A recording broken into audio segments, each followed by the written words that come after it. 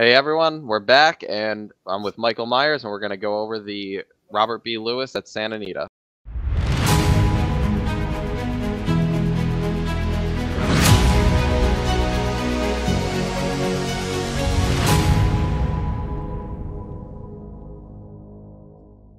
How's it going, everyone? It's Vinny, and I'm here with Michael Myers, and we are going to go over the Robert B. Lewis at Santa Anita, which unfortunately, another California race with only 5 horses. Who would have expected that? God, it's terrible. It's absolutely terrible. At least the Baffert didn't win last time, so maybe we'll get lucky twice. Neither one of these bastards blow me away. So yeah. So here's the field of 5. Nothing fantastic. Michael, I'll let you start. What are your thoughts? We'll just go right down the list here since there's only 5 horses. What are your thoughts on the number 1 here for Baffert? Yeah, I know he was he was pretty wide in the Low-Sal Futurity. I'm not sure why he was that wide in another 5-horse field. But I also, that being said, I don't really think he had any excuses. Slow Down Andy was running sideways down the stretch, and he still couldn't get it done. So not really visually impressed with him. And the other thing too is Baffert has the tendency to have those 6 furlong blowouts before, at some point before horse starts or before a big race. And there's that's not on here on his workout tab. So I'm not a fan of this horse. He needs the lead. And I think right to his outside, Sir London is going to be, if not as fast, but probably faster. And if Messier doesn't have the lead, I don't see him winning. So I'm not using him. I'm not using him at all. Yeah, I'm kind of in the same boat as you after looking at this more. I originally, he's coming in off a nice work, and he's been working well. He gets blinkers off, but the last Low-Sal was not impressive. And I think I'm gonna try to beat him. He did beat Forbidden Kingdom, who proved me wrong last weekend, but I think he's like you said. You usually see those 6 furlong works, and it looks like his stablemate's actually the one with that 6 furlong work. Right. So kind of concerning. But Johnny does pick this. Johnny's on this one rather than the other one. So all sorts of weird signs here with Baffert, and I hate when he runs multiple horses in a race. I really do.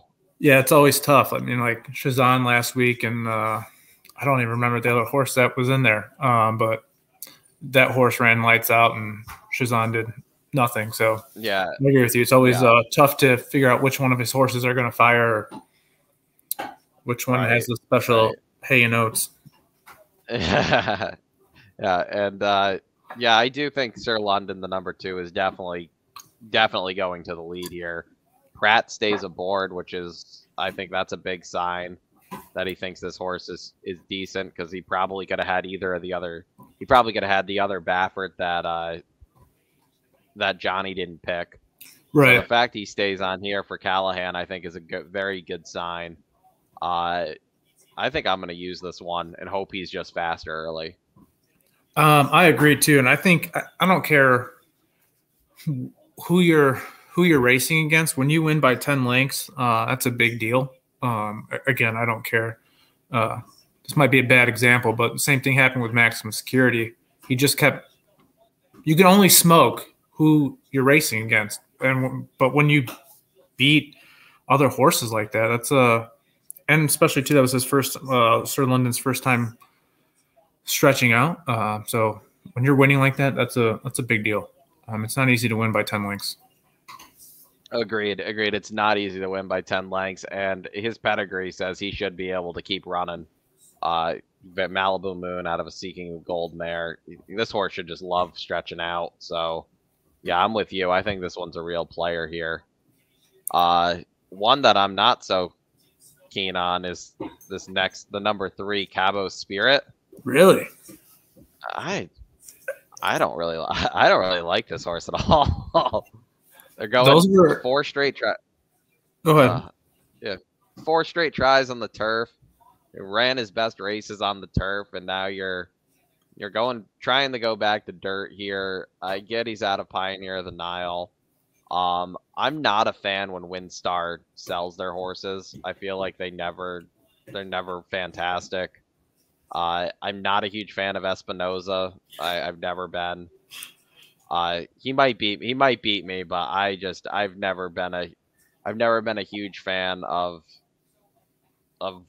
what this horse is trying to do. So this horse is not one of the ones I'm going to try to beat Baffert with today. I agree with everything you just said, and then unfortunately or fortunately, one of my kind of favorite angles is horses coming off the turf and going back to the dirt. They seem to be in a little bit more shape. I know his speed figs are obviously, his speed figs do not compare to the rest of the field really, or at least the top contenders. But neither did I think Get Her Number. Peter Miller trainer, ran fourth, I think, last year in the Del Mar Futurity on the turf, then ended up winning the American Pharaoh. Obviously, Rock Your World was a good turf horse, and then did the same thing, switched over to dirt. So turf, for whatever reason, horses coming off the turf, I don't know if it's harder to run on and it just gets them into better shape. I don't like. He really didn't have an excuse that race where he lost to two back. He lost by half a length and got bobbed for third. I didn't really have an excuse on that. They were running super fast fractions up front, and then he just that last furlong just kind of slowed down. But I think he's worth a play if you're playing multis. Yeah, he should at least be a big. He should be a big price in here. I can't imagine he's going to get a ton of play with the other four in here. So no, he's probably going to be the longest. He'll probably be the longest shot on the board. Unfortunately, he's also the high weight in here because of that stakes. I'm going to guess it's because of the listed stakes win. Right. That he's the high weight in here. But yeah, I mean, if you're playing against the Bafferts and you're playing against them in the multis, I feel like you just almost include. You have to include him just because you're hoping to beat. You know, you would rather have all three of them rather than the other three that aren't Baffert than just pick one and then be right that Baffert wasn't good but lose to him. I agree. So yeah, I can see him getting play. I'm not the biggest fan though. That would be more of I'm just playing against Baffert angle for me. The second Baffert in here, Wharton, is the Baffert that has that 6 furlong work back on January 16th. His debut was okay. This does what Baffert does. I don't know. I'm not super big on him. Number came back kind of soft. What do you think? Yeah, I agree with you on that. Also, Johnny V rode him first time out and then is hopping off immediately. That speed fig is not great. And then also his dam, Her Smile was trained by Chad Brown and never won past a mile. Tried a couple of times at a mile plus and hit the board a couple of times, but didn't do anything. So, and despite Candy Ride being able to seem to, run for however long you needed him to run, that pedigree doesn't seem to have passed down a lot of times. So, I don't like him at all in this race. I think we're going to see him get cut back after this race. And honestly, if you're playing like a trifecta, having both Bafferts in your trifecta is not going to pay anything. I would just chuck him all together and just hope he doesn't hit the board. Yeah. I'm interested to see which way the board goes here. If the board goes towards Messier or goes towards Wharton. I feel like Wharton's got the workout pattern that people love seeing with Baffert before a stakes race.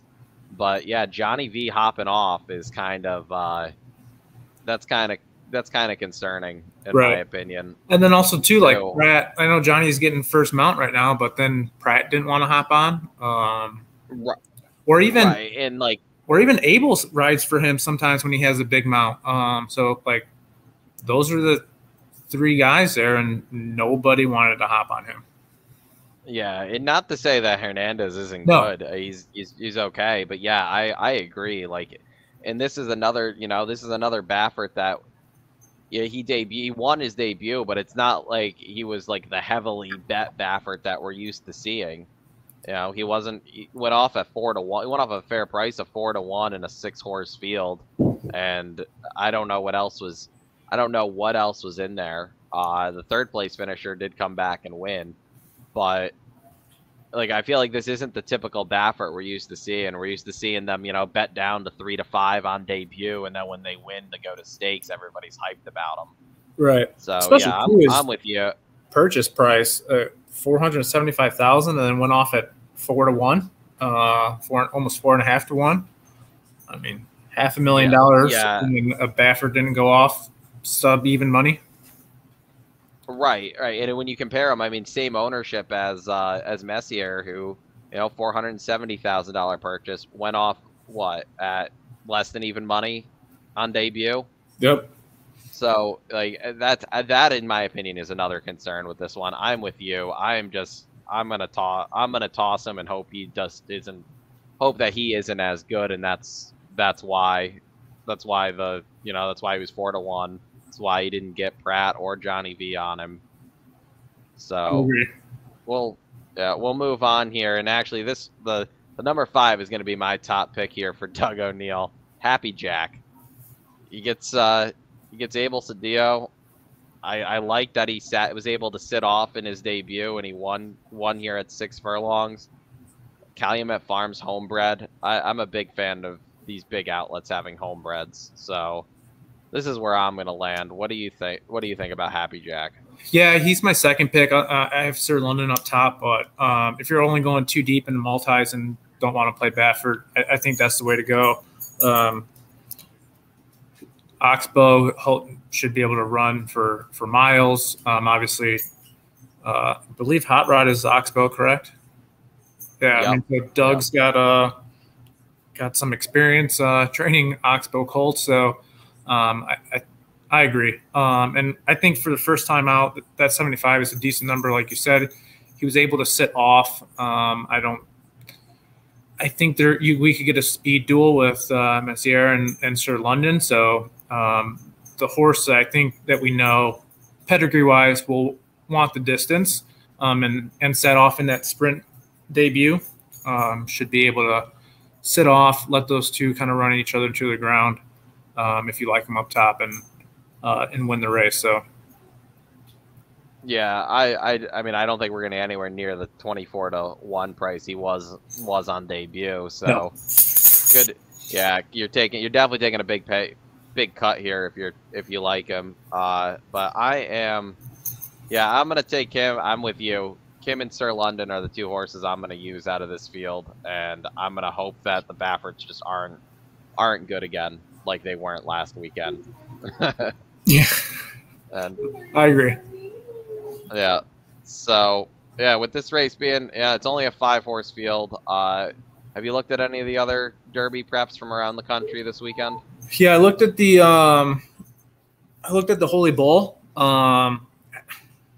Just in general, this entire crop is not blowing obviously anybody away.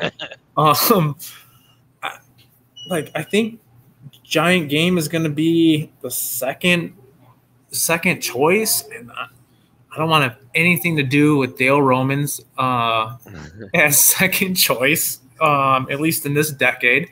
I realize he has some history.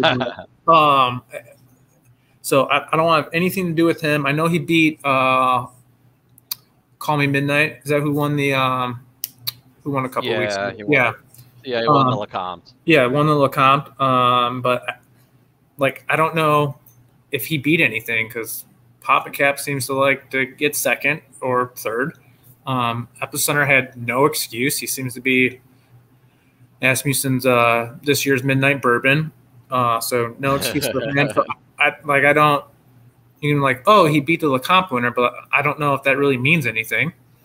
Mo Donegal is like just keeps chugging along, and is a nice horse, but like he was not impressive to me when him and Zandon ran against each other.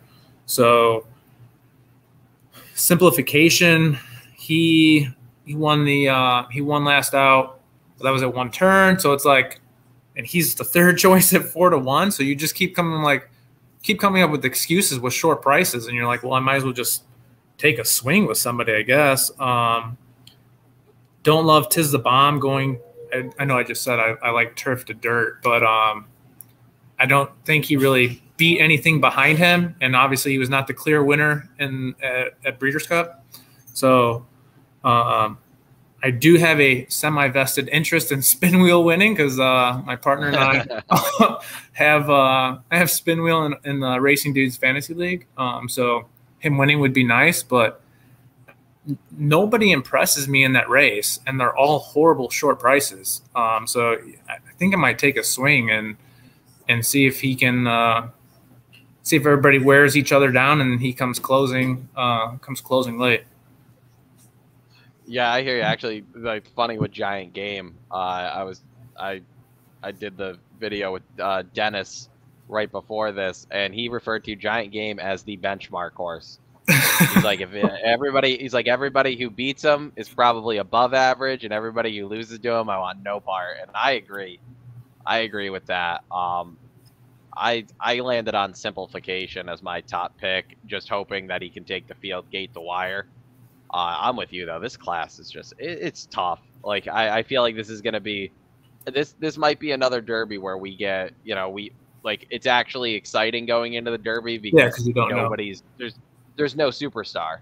So it's like this would be everybody was gonna be like 4 or 5-1. And it's gonna be exciting rather than the lukewarm favorite every year. So it should be that looks like a fun race. I do hope for your sake that that Spin Wheel shows up and runs good. I don't have any vested interest in that race at the moment. We'll take second, honestly. Yeah, even though Simplification would have been on our team if Nick was still with me. Nick has been obsessed with that horse from the beginning. He was mad I didn't draft him when I told him about the draft. So I think he's got being out of Giants Causeway, I think he can run. I think he can get the distance. Also, we are all fully aware of how Gulfstream Park plays. That is sometimes even just like yesterday and today, just go get the lead and just keep running. And I think he's going to clearly have the lead. And like I said, he should be able to get the distance. And even if he doesn't really like the distance, he can just kind of finish off the race at a little over 12 furlongs. That should be enough because like that race or that track carried Bodie Express to second in the Florida Derby. It can carry anybody anywhere. Carried Soup and Sandwich to second place too. Yeah, that's true. Yeah, no, it's if any track's gonna, I always say, if you're ever gonna get a mile and a 16th at a track, it's Gulfstream. Definitely, because that track carries horses. Well, and it's a short stretch into that first turn, so you need the lead. Yeah, exactly. Did you look at it? Did you look at the Withers at all, or that field? That field wasn't overly impressive to me. So no, I looked at it. If you haven't looked at it, no, I looked at it briefly. Let me pull it up real quick because I thought there was like, kind of interested in Constitution Lawyer a little bit.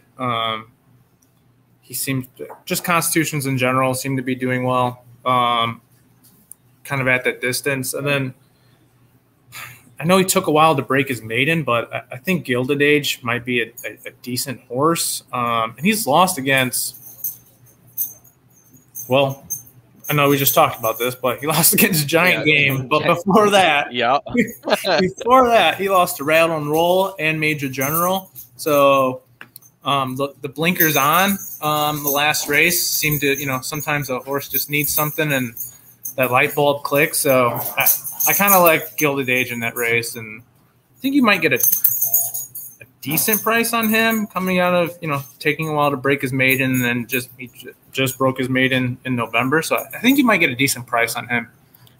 Yeah, I just refreshed the morning lines on it. He's 10-1 morning line, and he's actually my top pick in there too, which I hate because he's on Magic's team, and I don't want him to get any points. I feel like he might turn into the wise guy's choice though at 10-1. Yeah, everyone see Bill Nye, and then I agree. The other thing is that this track, I mean, it's like if it's anything like it is down there that is up here near Saratoga, it's disgusting out. That track is going to have so much moisture in it.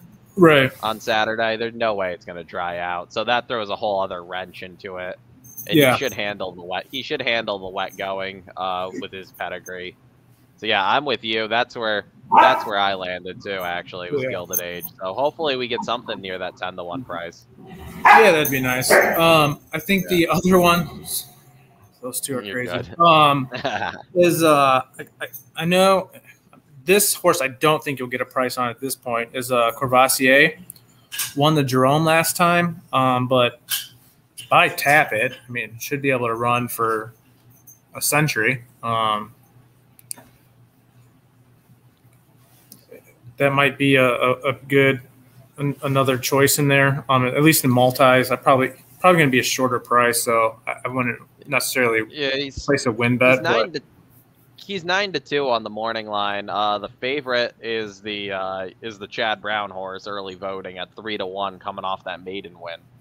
Which I think that's all you need to say about the Jerome. Or no, yeah, he is the favorite. He's the favorite. Constitutional Lawyer is second choice at 7-2. Okay. And then Courvoisier at 9-2. I mean, I think that just says what they think what Aragona still makes the morning lines. What he thought of the Jerome. Right. I am never taking Chad Brown colt on the dirt at a short price. I don't. If he was, I said the same thing. If he was training Secretariat, I wouldn't touch it. So he's got this thing with fillies that he seems to be able to train fillies on dirt better than colts.